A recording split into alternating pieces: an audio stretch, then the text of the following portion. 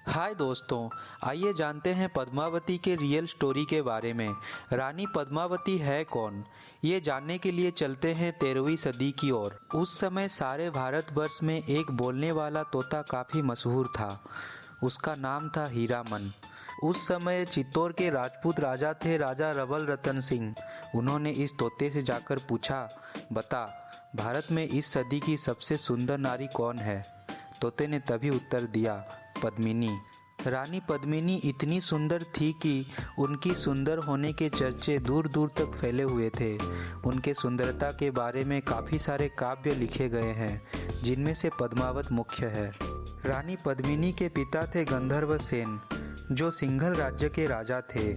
रानी पद्मिनी की विवाह कराने के तात्पर्य से उनके पिता ने उनका स्वयंवर का आयोजन किया, जिसमें चित्तौड़ के राजा नवल रतन सिंह भी उपस्थित हुए। राजा रतन सिंह ने स्वयंवर में बाकी वीर राजाओं को हराकर पद्मिनी से विवाह कर लिया, पर उनका वैवाहिक जीवन ज़्यादा दिन तक सुखमय नहीं रह पाया। रानी पद्मिनी की सुंदरता से आकर्षित हुआ दिल्ली का सुल्तान अलाउद्दीन खिलजी। उसने चित्तौड़गढ़ पर आक्रमण कर दिया। वो चित्तौड़ के किले को कई महीनों तक घेरे रखा, लेकिन चित्तौड़ के वीर सैनिकों के कारण वो चित्तौड़ पर विजय नहीं पा सका। तब उसने छल से चित्तौड़ पर विजय पाने की ठान ली।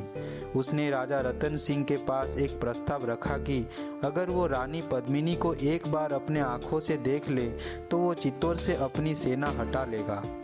राजा और रानी खिलजी की इस बातों से बहुत क्रोधित हुए, लेकिन इस छोटी सी बात के कारण वो चित्तौड़ के हजारों सैनिकों का खून बहाना उचित नहीं समझे।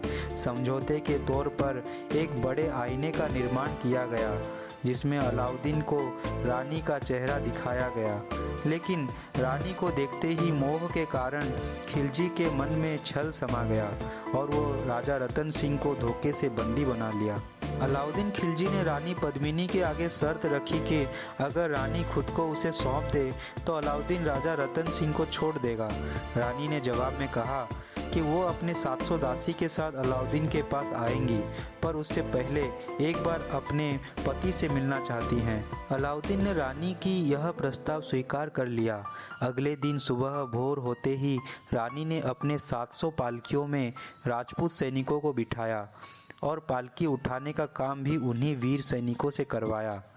अलाउद्दीन खिलजी के शिविर के पास पहुंचते ही सभी वीर राजपूत सैनिक मुगल सैनिकों पर टूट पड़े और रानी ने राजा रतन सिंह को आज़ाद करवा लिया।